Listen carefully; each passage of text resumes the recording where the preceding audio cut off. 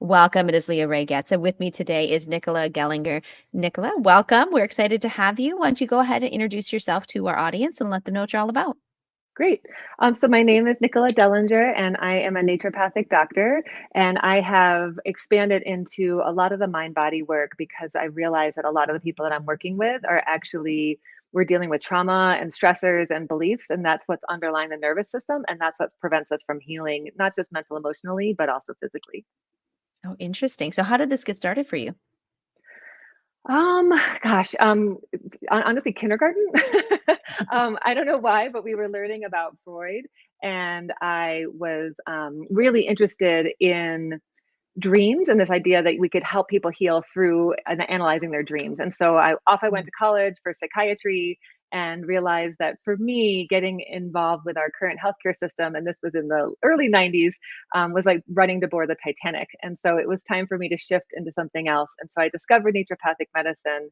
And then through my own personal journey, where I went through a big heartbreak and I went into therapy and I was diligent and I showed up weekly and all the things. And we got to a certain point, and I asked my therapist, Maureen, we've been doing this weekly for months and months and months now. Like, when do I get to be different? And she just Mm. literally like fell over laughing. She was like, "Oh, honey, is that what you thought you were here for?" And I was like, expletive, expletive, yes. And that led me, and she was like, "Oh no, that's not why we're here. It's just to be with more of who you are." And so I didn't come back for weeks, and then when I did go Mm. back, she was like, "It's really about exploring self-love." And as the perfectionist and the good student that I am, I was like, "Yes, great, awesome." We completed therapy, and I was left with zero tools. I'm like, "How do you like? It sounds good, and yeah, we Mhm. all self-love hashtag, all the things." And so it led me on this journey personally, which then translated into my professional work around Mm. how do we actually be kinder to ourselves? How do we speak differently to ourselves? And so I had a baby in 2010, and shortly thereafter was diagnosed with Hashimoto's, which is Mhm. autoimmune thyroid issue. And so I've now I don't have those auto antibodies anymore. That's And great. how do we heal? How do we walk this path around really taking care of ourselves, but then also how do we understand our body as this mechanism that's expressing these messages that are really calling to us to make some changes. Mm. Yeah, absolutely. That's wonderful. So, with the work that you're doing with your patients today, what are they typically struggling with or coming to you for, Mhm. where you get to really help them on this journey? Yeah, it's a huge range. So typically, I'm Mm. seeing somebody that quote unquote hasn't been helped by the medical system so far. So I Mhm. kind of get the Western medicine, people haven't been served by that Yeah. opportunity. And so a lot of people will come and see me. The most common symptoms: anxiety, depression, fatigue, insomnia, digestive issue, hormone imbalance. And that's not just women, that's men too. Mhm. And so it just kind of depends on, it doesn't really matter. What I'm really realizing is the body is a portal for this bigger journey of self expression and self discovery. And so everything from hypertension to depression. But really, what binds the people that I work well with now are people that are curious and are wanting to get a deeper understanding of what's going on, not just wanting like a natural pill instead of a pharmaceutical pill. Mm, gotcha. So they want to really understand their body, what's happening. Okay. Very Mhm. cool. So Yeah. what does this journey typically look like for folks? Yeah. So, I mean, my initial visit, we sit down and we go over a very typical health history. So, what's going on? Tell me all the symptoms. When did it Mhm. start? What have you tried? Childhood health history, all that sort of stuff. And then we have time, because my initial is about an hour and a half to 2 hours, because Mhm.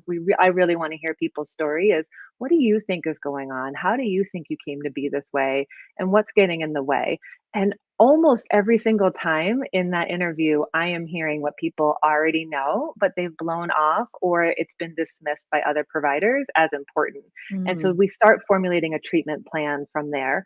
So certainly we want to talk about physiology. How do we support digestion and stress and inflammation and all of those good things? And we want to Mhm. offer some, potentially some supplements or some herbs or maybe some dietary changes.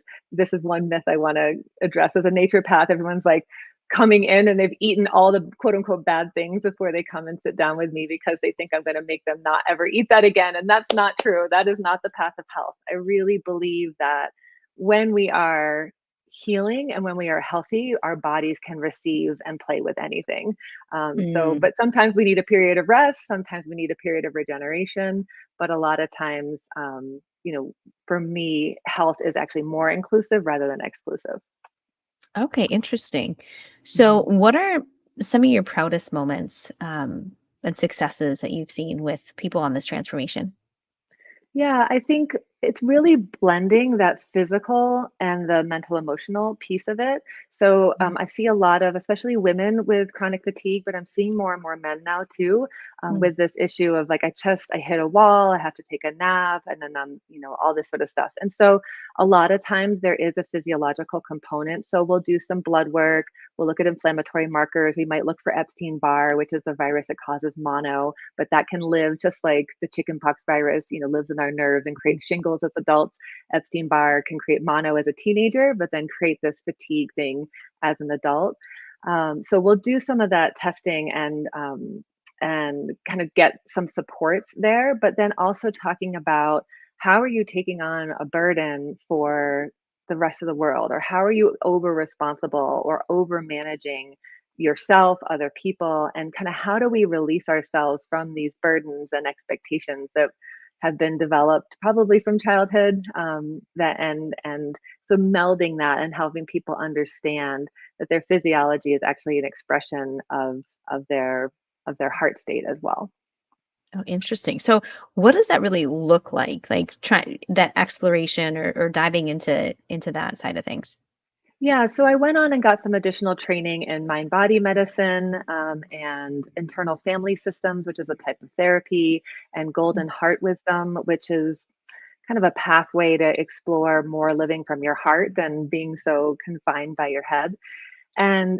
And so when I'm sitting with people, it's really more of a, can we get curious about that? And this idea that there's a part of us that believes that I can heal, and there's a part of me that believes that I'm always going to be sick, and there's a part of me that believes that I'm broken because I haven't been able to be fixed, and I'm using air quotes there, thus Mhm. far. And so we kind of explore how these parts and dynamics are playing within the system by, I'm asking questions, but I'm really following the person's system and reflecting back what I'm hearing, and that creates this deeper connection and understanding. Interesting. Okay. What would be a tip or some sort of insight for those who are listening today who are kind of curious about that journey? Yeah, I think the biggest thing is to stop trying to get away from what's happening in your body on a physical level, mental level, emotional level. How do we take a breath and make a little more space? And again, I'm going to keep using this word curious. Like, how can we get curious about what our body might be trying to tell us rather than trying to get away from it? Our medical culture is very anti-inflammatory, antidepressant, anti-hypertension. And not to say that we want to live with these things or that they're not going to cause, disease or death, Mhm. but more like, how do we get closer to what's happening? Because the power in our symptoms is when we are running from them and we want to create more distance. So we distract, we avoid, we judge, we push away from. And really, if we can slow down and just get curious and even welcome or embrace everything that's here, and this is where we get snagged in the mind, and that's where I can come in, to assist. Interesting. So is part of that like meditation and sort of like what does that look like really? Um, for some people, it might be meditation. That's not something I teach directly. It's more Mhm. about, how do we, so what I'm teaching is how do we become present to what's here? And then a lot of times when we're like, okay, I've got chronic knee pain and it means I haven't skied in 2 years and I can't run and keep up with my kids anymore. And it's bringing up a lot of emotions. So yes, it's the knee pain and what's going on and the MRI and all that sort of stuff. But it's Mhm. also the panic that's happening that we're having something that's impacting our life. And so by learning how to be with, by creating more space, more compassion, more curiosity. And that's kind of, I just guide that, I think, by maybe the mirror neuron kind of thing, which means like if I stay calm in my system, I can help you stay calm in your system. And when you stay calm in your system, now you're learning how to do that for yourself. Awesome. That's wonderful. Mhm. So, I'm curious, how are you currently finding new folks and connecting with new people online today? Yeah, so I have the typical social media channels, Mhm. Instagram, Facebook, YouTube. I try to post a lot of these little 5-minute snippets so people can Mhm. kind of get a taste, and if people are lit up by that, kind of asking for more. I do also have a weekly newsletter that I send out with my email list, Mhm. and then I offer a free 15-minute consult. So when people find me, and if they're not sure exactly what's if we'd be a fit, then there is an opportunity to just chat with me live one on one and see Mhm. if that resonates. That's awesome. What are your next steps? Where do you want to grow from here? I would love to invite people into groups because Mhm. I've been working a ton one on one. And after 20 years of doing that, I Mhm. still Yeah. love doing that. And I'm realizing that we are more similar than we are different.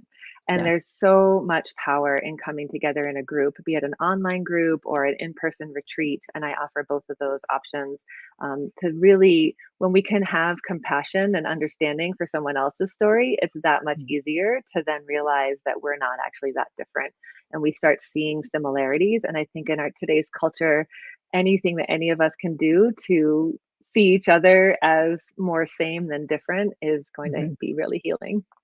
Yeah, I agree 100%.